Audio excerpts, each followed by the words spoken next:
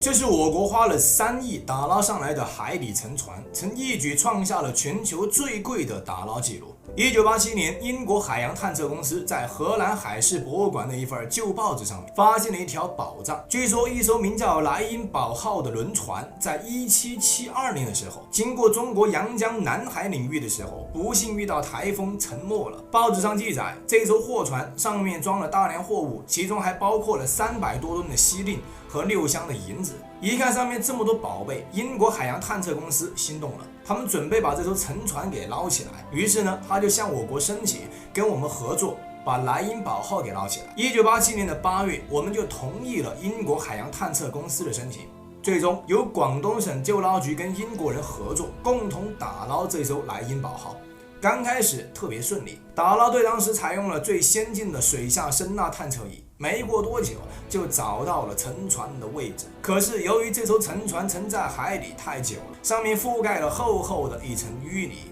就连潜水员潜到水里都看不到沉船。当时这种情况看都看不全，那更别说捞了。那这种情况下又该怎么办呢？当时英国人想了一个办法，他们去找了一个1吨重的抓斗，准备直接放到海里去抓。这一抓可不得了，当时就抓了一下，就抓了200多件珍贵的宝贝，其中包括了铜器、锡器和铁器，甚至还有不少的陶器和瓷器等等等。考古专家赶到现场一看，哎呦喂，不管是晶莹剔透的瓷器，还是粗朴厚重的陶器，这些东西都是宋元时期的古董啊！它们分别来自于景德镇、龙泉、德化和磁灶等不同的窑灶。要知道，这些在当年可都是民窑，所以这次打捞上来的文物基本都可以鉴定为国家1级或者是2级文物，这无疑不是一次重大发现了。要知道，宋元时期不同的窑口的瓷器如此集中的出现，这在中国考古历史上都是第一次呢。在打捞上来的文物中，除了大量精美的古瓷器以外，考古专家还在抓斗里面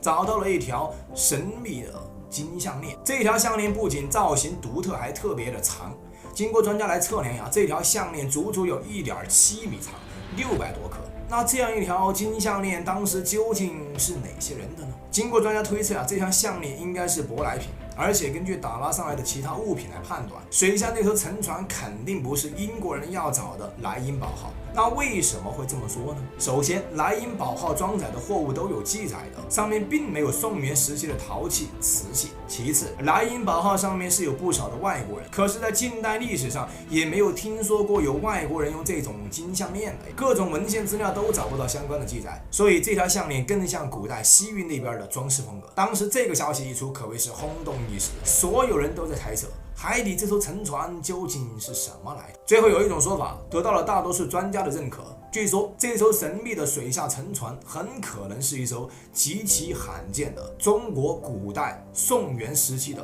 跨国商船。说起古代的跨国商船，其中最有名的就是在明代郑和下西洋所率领的那支船队了。确实，郑和下西洋是中国古代规模最大、船只最多、历时最久的海上航行。但是在郑和下西洋之前呢，也就是在明代之前，古代的宋元时期其实就已经有了不少的中国商船从事跨国贸易活动了。而且宋元时期的中国商船大多是从广州这边海域出发，只不过呀，因为年代久远，留下来的相关历史文献又特别少，所以宋元时期的跨国商船知道的人就很少。如果这艘沉船真的是宋元时期的跨国贸易船，那真的就价值连城。如果您无法估算其价值的话，我再讲一个小故事。1986年的4月，在荷兰的阿姆斯特丹佳士得举行了一场中国清代青花瓷专场拍卖会，这些青花瓷都是外国人从咱们的一艘古代商贸船上打捞上来的。据说呀，打捞出了8万多件瓷器，尽管数量特别庞大，但外国人仍然对这些瓷器是趋之若鹜。这些被拿出来拍卖的清代青花瓷，每一件都拍出了10几万甚至是几十万美金的天价。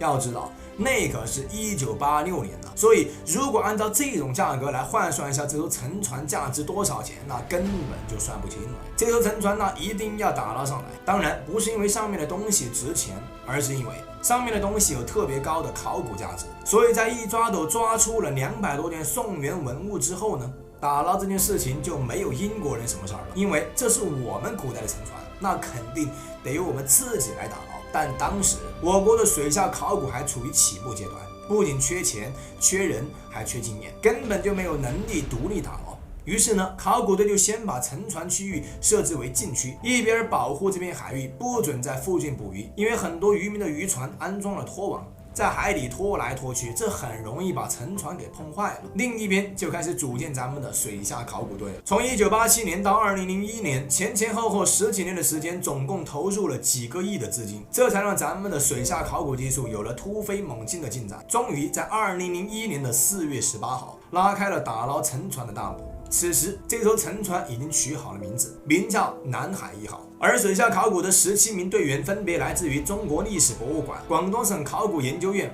和福州市考古队，全都是咱们中国人。4月18号下午呢，一艘轮船缓缓地驶出了阳江市闸坡巷。当时这艘轮船配备了最先进的卫星导航定位系统和声呐搜寻系统，每天在保护的海域内循环往复的扫描，只要屏幕上出现任何可疑物体，队员就抛下浮标，结伴下去实地探测。打捞队就这样在海上搜寻了20多天，结果没有任何发现。南海1号好像就这样凭空消失了一般，这令人十分奇怪。明明在1987年的时候就已经确定了南海1号的位置，那为什么现在就是找不到呢？打捞队和考古队决定仔细再搜寻，终于在5月13号的下午，2名考古队潜入海里，发现了新的线索。他们看到海里有2块黑影，等他们靠近去摸，就发现了一种凝结物。刚好这种凝结物仅仅高出海里30厘米，如果不仔细看的话，很容易就会将它们忽略。当时在相距不到10米的地方，队员又找到了第2块凝结物，比起前面那块还要大一些，高出海床大概60厘米。根据多年海里考古的经验，2位队员十分的确定，这就是他们一直苦苦找寻但又一直找不到的南海1号。那为什么考古队员20多天都没有发现南海1号的踪迹呢？主要原因还是因为有一些渔民不听劝告，偷偷在这片区域打鱼。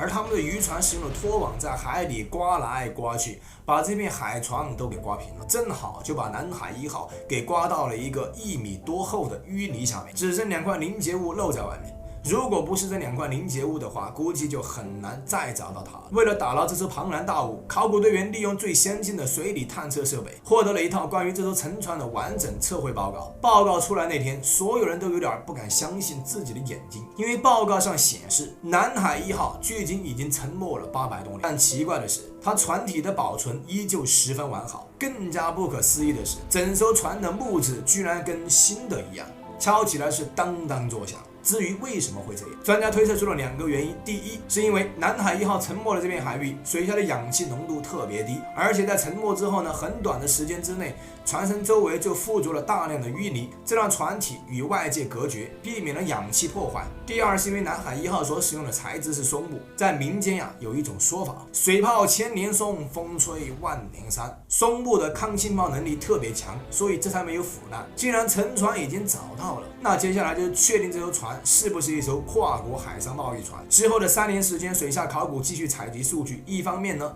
一边熟悉了沉船的环境，另一方面还进行了小规模的视觉，打捞出了金、银、铜、铁、瓷器等各类文物4000多件。这类文物以瓷器为主，包括了德化窑、磁州窑、景德镇窑系以及龙船窑系等高质量的精品。绝大多数文物是完好无损的，其中比较特别的是，不少文物还具有浓郁的西亚风。水下考古队还发现，南海1号大约有30米长、10米宽，刚好符合宋元时期远洋商船的大小，而且船头朝向西南240度。根据这些来推测，这艘船应该是从中国出发，前往新加坡、印度等东南亚地区或者是中东地区进行的海外贸易。另外，船上还出现了不少具有浓郁西亚风格的文物，还具有2具眼镜蛇的遗骨。根据这些来推测，这艘船当年很可能曾经到过印度和西亚地区。那至于为什么说这艘船去过这些地方呢？那就不得不提到海上丝绸之路了。这是一条海上贸易，从中国东南沿海出发，经过东南亚直到非洲等地。由于年代久远呢，有关于海上丝绸之路的历史资料特别少，而南海1号所处的地点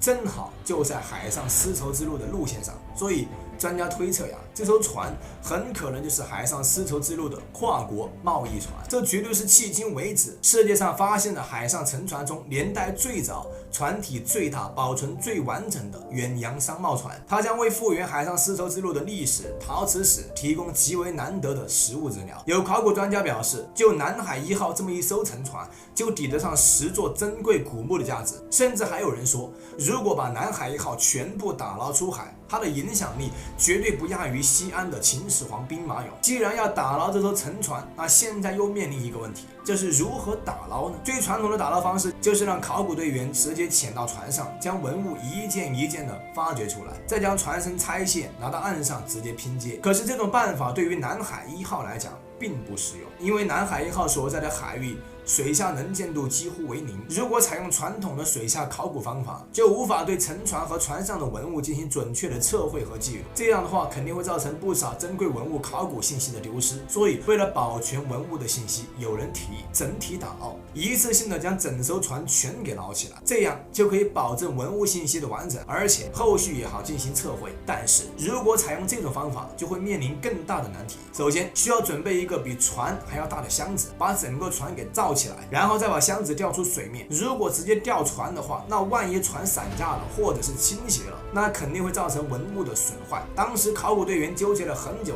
在思来想去之后呢，他们还是决定采用整体打捞法。他们先是制作了一个长35.7米、宽14.4米、高1.2米、重320吨的巨大沉箱。这个沉箱分为上下2部分，下沉箱高5米，底部设计为向内收缩的斜角，方便箱子顺利的插入海里的淤泥。上沉箱的底部预留了36对方孔，方便之后呢插入钢梁，这样可以拖住南海1号的船底，然后就能把整个沉箱连同海里的沉船一起吊上岸。这些计划看似没有任何问题，可是在具体施工的时候却出现了意外。刚开始考古队把沉箱对准南海1号的位置，然后开始往上放水泥，这样可以增加重量，让沉箱下沉，并且切入海里的淤泥层，确保南海1号整体包裹在沉箱里。可是把沉箱放入了水中5天之后，下沉箱切入海里船4米之后却静止不动了，不管怎么弄都弄不下去了。此时现场专家判断，应该是包裹南海1号的淤泥密度太厚，沉箱根本就切不动。为了继续切到合适的位置呢，他们继续往上压水泥块。可是在压了4000多吨的水泥块之后，沉箱距离海底仍然还差2米，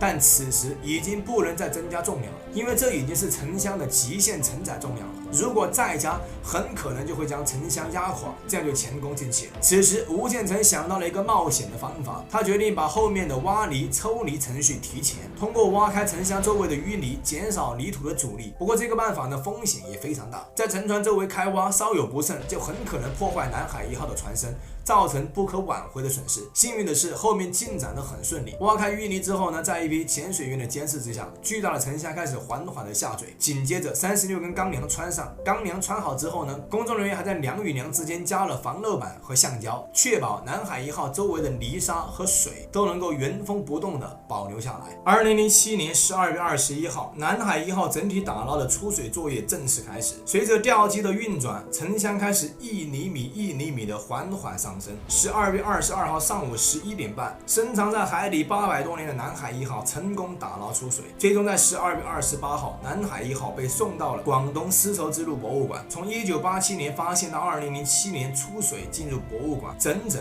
用了20年。这次打捞是开了人类历史整体打捞沉船的先例，有多项技术为世界首创。南海1号的打捞开创了中国水下考古的新纪元。但是这也成为了中国史上最贵的打捞。打捞工程花了1.5亿，加上建造博物馆1.5亿，一共花了3个亿。可能很多人觉得为了打捞一艘沉船花掉3个亿，这值得吗？其实我可以告诉你，值得，而且非常值得。因为这艘沉船上面的文物大多数都是价值连城的国宝级文物。从2007年打捞出海，这中途考古队员用双手整整花了12年的时间，才把船上的18万件文物给清理完毕。其中大部分都是瓷器，还有金器、银器、铜器、漆器、玉器等等等，甚至还发现了几罐完好的咸鸭蛋，以及当时世界上珍贵的奢侈品花椒粒。有专家表示，在国际市场，类似于南海1号出土的一个瓷碗，已经卖到了数十万美元。所以如果按照市场价格来算的话，南海1号光瓷器就价值3000亿美元